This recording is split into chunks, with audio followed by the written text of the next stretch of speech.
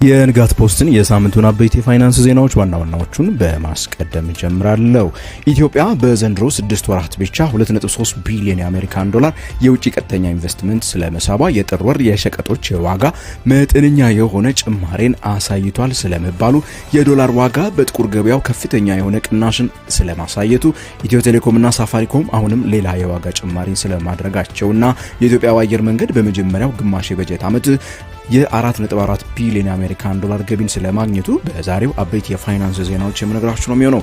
ይህ ንጋት ፖስት ነው። በየሳምንቱ እሁድ ልክ በ9 ሰዓት አበይት የሆኑ የፋይናንስ ዜናዎችን ጠርቀም አድርገን ከሮሃ የምንዛሬ ቢሮዎች ጋር በመተባበር እናቀርብላችኋለን። ታዲያ በመጀመሪያም የአጋራችንን የሮሃ ምንዛሬ ቢሮዎች ማስታወቂያን አድምጠን እንመለሳለን። የውጭ ሀገራት ገንዘቦችን መግዛትና መሸጥ እንደ ዘንድሮ ቀሎ አያውቅም ይለናል ሮሃ የምንዛሬ ቢሮ።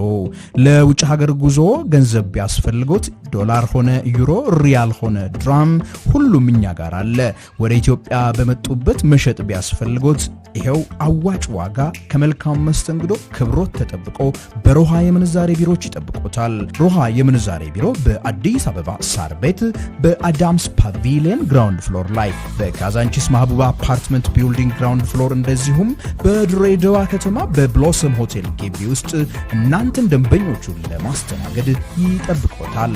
ሮሃ የምንዛሬ ቢሮ ታማኝ ኢትዮጵያዊ የምንዛሬ አጋሮ። ተመልካቾቻችን በቅድሚያም በዚህ ባሳለፍነው ሳምንት በአጋራችን በሮሃ የምንዛሬ ቢሮዎች የውጭ ሀገራት ገንዘቦች ሲገበያዩ የዋሉበትን ዋጋ በመናገር ጀምራለሁ። በሁሉም የሮሃ ምንዛሬ ቢሮዎች አንዱ የአሜሪካን ዶላር በ179 ብር ከ33 እየተገዛ በ182 ብር ከ91 ሲሸጥ፣ ዩሮ በ205 ብር ከ25 እየተገዛ በ209 ብር ከ35 ሳንቲም ሲሸጥ ውሏል። የእንግሊዝ ሀገሩ ፓውንድ በ235 ብር ከ41 እየተገዛ በ240 ብር ከ11 ሳንቲም ሲሸጥ፣ የዩናይትድ አረብ ኤሚሬቶቹ ድርሃም በ48 ብር ከ20 እየተገዛ በ49 ብር ከ16 ሳንቲም ሲሸጥ ውሏል። በዚሁ ወደ ዝርዝር ዜናዎቹ የምገባ ነው የሚሆነው።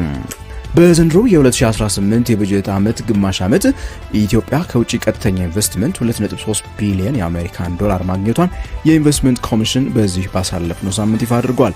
በተጠቀሰው ጊዜ የተገኘው ውጤት በተጠና የኢንቨስትመንት አማራጮች ማስተዋወቅ መሆኑን የገለጹት የኮሚሽኑ ዋና ኮሚሽነር ዘለቀ ተመስገን በተለይም በዚህ ጊዜ እንደ ካራፉር ያሉ ዓለም አቀፍ የችርቻሮ ንግድ ተቋማትን ወደ ኢትዮጵያ ኢንቨስትመንት ማስገባት መቻሉን ነው የተናገሩት።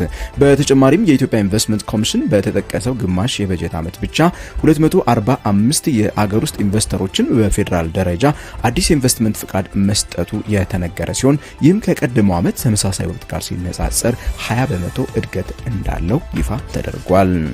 ላለፉት ተከታታይ ወራት ያለማቋረጥ ቅናሽን እያሳየ የመጣው የኢትዮጵያው አጠቃላይ የሀገር ውስጥ የዋጋ ግሽበት በጥር ወር መጠነኛ የሆነ ጭማሬን ስለማሳየቱ የኢትዮጵያ ስታቲስቲክስ አገልግሎት ያወጣው ሪፖርት አመላከተ።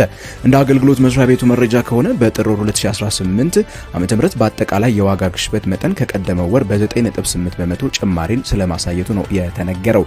ይህ ቁጥር በቀደመው የታህሳስ ወር ታይቶ ከነበረው 9.7 በመቶ የዋጋ ግሽበት ጋር ሲነጻጸር መጠነኛ የሆነ ለውጥ ስለማሳየቱም መመልከት ችለናል።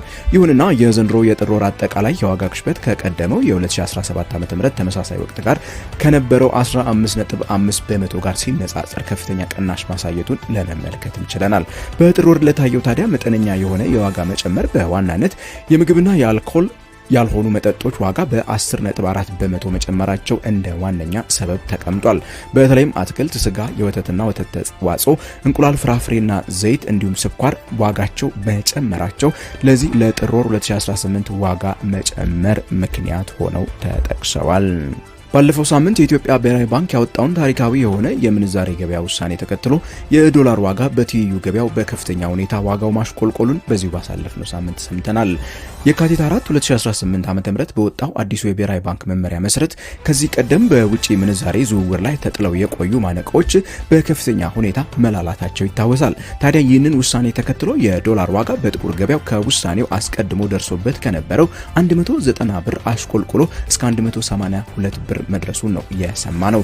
በተለይም በዱባይ ማዕከሉን ያደረገው አንደኛው የጥቁር ገበያው ላይ $1 እስከ 184 ብር መድረሱን ነው የሰማነው። የጥቁር ገበያው ምንም እንኳን ህገወጥ ገበያ ቢሆንም ከዚህ ቀደም ህጋዊ ነጋዴዎችና ተጠቃሚዎችም ቢሆኑ አማራጭ በማጣታቸው የሚያዘወትሩት ገበያ እንደነበረ ይታወቃል። ይሁንና አዲሱ የብሔራዊ ባንክ ውሳኔን ተከትሎ ጥቁር ገበያው ከጨዋታ ውጪ የሆነ ስለመምጣቱ አንዳንድ ባለሙያዎች የሚናገሩ ሲሆን በተለይም ሀብት ለማሸሽና የተለያዩ ህገወጥ ስራዎችን ለመስራት የሚፈልጉ ሰዎች ብቻ የሚያዘወትሩት ገበያ ወደ መሆን እየመጣ ስለመሆኑ የተናገረው። በዚህም በገበያው ላይ የሚያስፈልገው የዶላር ፍላጎት እየቀነሰ ስለመሆኑ ነው የተነገረው።